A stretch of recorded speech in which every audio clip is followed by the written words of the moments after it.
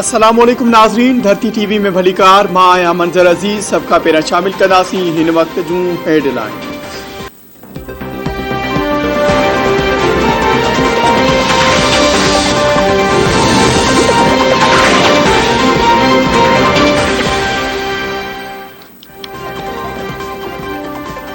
वज़ीर आज़म वॾिन सनअतनि ते 10% टैक्स लॻाइण जो ऐलान करे छॾियो। वज़ीर आज़म शहबाज शरीफ़ मुआशी टीम सां इजलास बैदि ॻाल्हाईंदे चयो आहे त cigarette, cement, steel, sugar industries, textile ऐं ऑटोमोबाइल इंडस्ट्री ते बि टैक्स लॻायो वेंदो।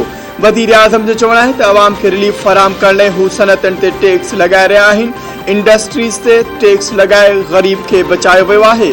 महांगाई ते ज़ाब्तो आणण लाइ 10 चोटी जो ज़ोर लॻाईंदो। इत्तेहादी हुकूमत मुल्क लाइ बहितरीन फ़ैसिला कया आहिनि। फ़ैसिलनि सां ॾुखियायूं ईंदियूं पर हू मुश्किलातनि मां जल्द निकिरी वेंदा।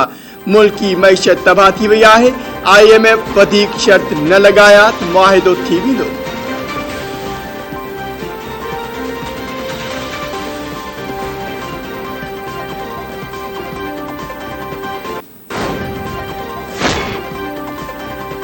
IMF सां ॻाल्हियूं आख़िरी मरहले में आहिनि। बजट खसारो घटाइण लाइ टैक्स लॻाइण जो फ़ैसिलो कयो आहे।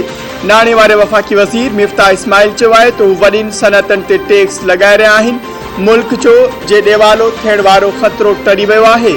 4 सालनि दौरान 71 सालनि जेतिरो कर्ज़ वरितो वियो। हलंदड़ माली साल ॾुखियो तरीन हूंदो।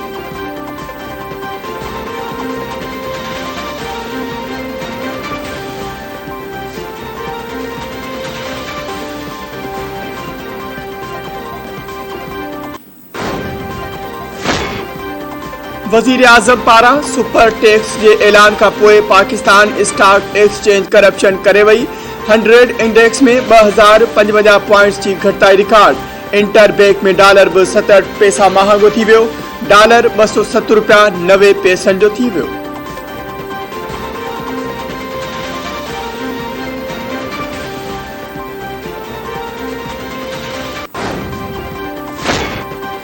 वज़ीर आज़म शहबाज शरीफ़ अॼु हिकु ॾींहं जे दौरे ते ग्वादर पहुची रहियो आहे। वज़ीर आज़म ग्वादर में आला सतही इजलास जी सदारत कंदो। वज़ीर आज़म खे ग्वादर में तरक़ियाती रिथान ऐं अमन अमान बाबति ब्रीफिंग ॾिनी वेंदी। शहबाज शरीफ़ मोहाननि सां बि मुलाक़ातूं कंदो। वज़ीर आज़म चयो आहे त जेकॾहिं मक़ामी माण्हुनि जी ज़िंदगी में बहितरी नथी अचे त तरक़ी बि बेमायना आहे। हू ग्वादर में तरक़ियाती रिथान में अॻुभराई जो जाइज़ो वठंदो। ग्वादर इस्पताल जी वफ़ामती यादाश्तनामे ते सहियन वारी तक़रीब में शिरकत कंदो।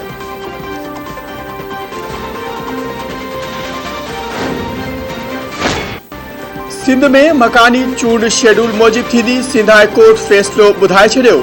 सिंध हाई कोर्ट मकानी चूंड मुलतवी करण बाबति दरख़्वास्तूं रद्द करे छॾियूं। अदालत चयो आहे त मकानी इदारनि जो कानून SLGI जे आर्टिकल 140 ख़िलाफ़ आहे। सुप्रीम कोर्ट बि आर्टिकल 140 तहत इंतज़ामी ऐं माली इख्तियार ॾियण जो हुकुम ॾिनो। सिंध हाई कोर्ट जी 2 रुकनी बेंच दरख़्वास्त ते महफ़ूज़ थियल फ़ैसिलो ॿुधायो। MQM, PTI ऐं SUP जा वकील ॿुधणी दौरान मौजूद रहिया।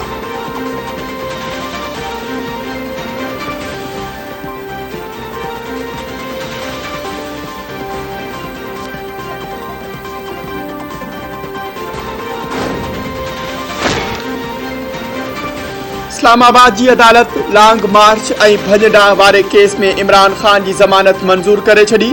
अदालत 10 केसनि में इमरान ख़ान जी उबूरी ज़मानत मंज़ूर करे वरिती। अदालत 5,000 रुपए जे काग़ज़नि एवज़ इमरान ख़ान जी ज़मानत मंज़ूर कई। ॿुधणी दौरान PTI चेयरमैन इमरान ख़ान अदालत में पेश थियो। PTI चेयरमैन इमरान ख़ान जी पेशी जे मौक़े ते सिक्योरिटी जा इंतज़ाम सख़्त कया विया।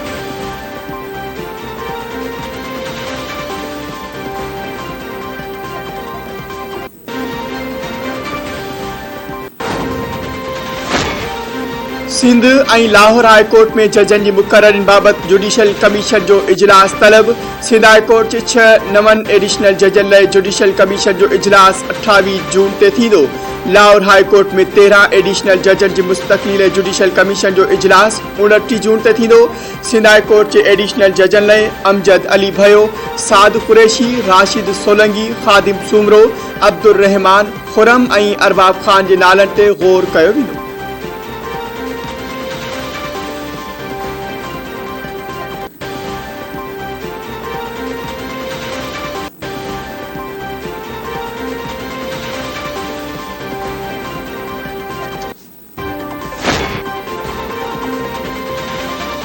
वफाकी वजीर ऐं मुस्लिम लीग नून जो अगवान ख्वाजा साद रफ़ीक अज MQM पाकिस्तान के मरकज़ बहादुराबाद जो दौरो कंदो।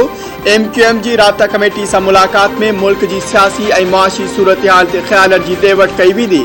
MQM के पधरनामे मूजिब साद रफ़ीक 3 वगे MQM राब्ता कमेटी के मेंबरन से मुलाकात कंदो।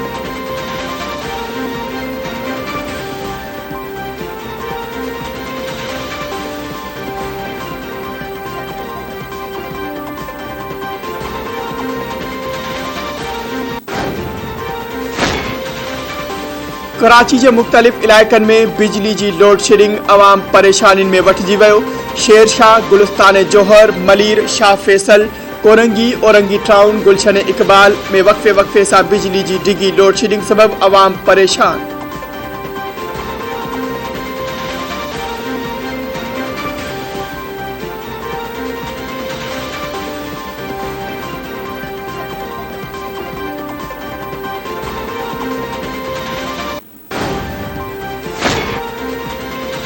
कराची के नारी सां बहादुर अवध ज़िक्रिया एक्सप्रेस में रेप केस में 3 मरकजी जवाबदारन की DNA जा नमूना मुतासिर नारी के जिस्म ता मिलियल DNA से मैच करे विया आहिनि। प्रोसिक्यूशन के जरियन मूजिब पंजाब फॉरेंसिक लैब बा जवाबदारन की DNA रिपोर्ट मिली चुकी है।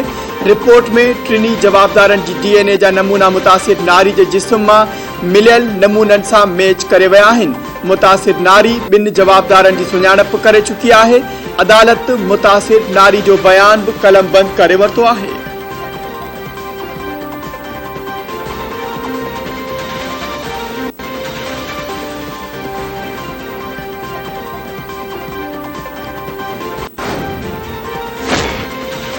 मुल्क में कोरोना बीहर जोर पकड़न लगो। 24 कलाकन दौरान मुल्क में कोरोना जा 309 नवा केस ज़ाहिर।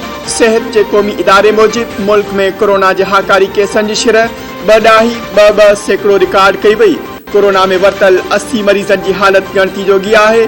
कराची में कोरोना की पखेड़ की शिरह 15.85% रही।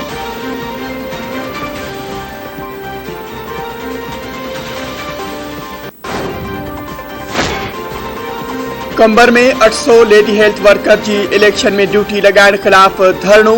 लेडी हेल्थ वर्करन पारा रैली कड़ी DC ऑफिस आडो धरणो हयो वो। इंतजामिया खिलाफ सख्त नारेबाजी। एहतजाज कंदड़ लेडी हेल्थ वर्करन जो चवण है तो पुलिस एहलकारन बदरां लेडी हेल्थ वर्कर की ड्यूटी लगाण नाइंसाफी है।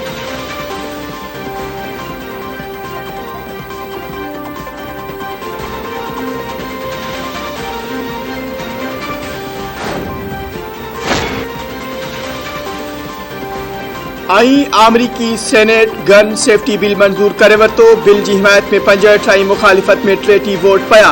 रिपब्लिकन पार्टी के 15 मेंबरन गन सेफ्टी बिल की हिमायत में वोट दिनो।